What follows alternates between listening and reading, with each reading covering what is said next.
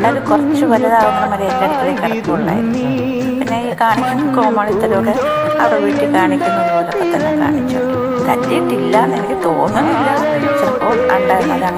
അതിനങ്ങനെ ഒരു ആവശ്യം വന്നിട്ടില്ല.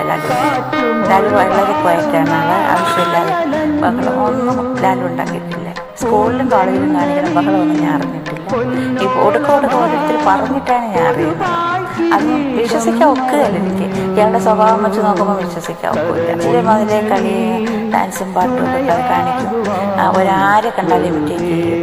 അങ്ങനെയൊക്കെ ഉള്ളപ്പോഴും ഞാൻ പറയായിരുന്നു നിന്നെ സിനിമയിൽ വിട്ടാലേ കൊള്ളൂ. ഇതിനായിട്ട് ഇറങ്ങണം എന്ന് പറഞ്ഞായിരുന്നു. ഒരു ഡിഗ്രിയൊക്കെ കിട്ടിയിട്ട് മതി എന്ന് മാത്രം പറഞ്ഞു.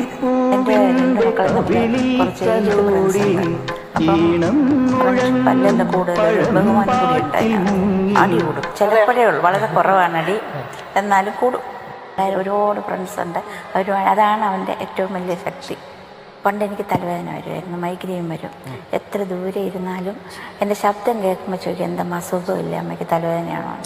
അതുപോലെ ഞാനും അതുപോലെ ചോദിക്കും. താളവട്ടം, കിരീടം, ചെങ്കോലൊന്നും ഞാൻ കണ്ടിട്ടേ ഇല്ല.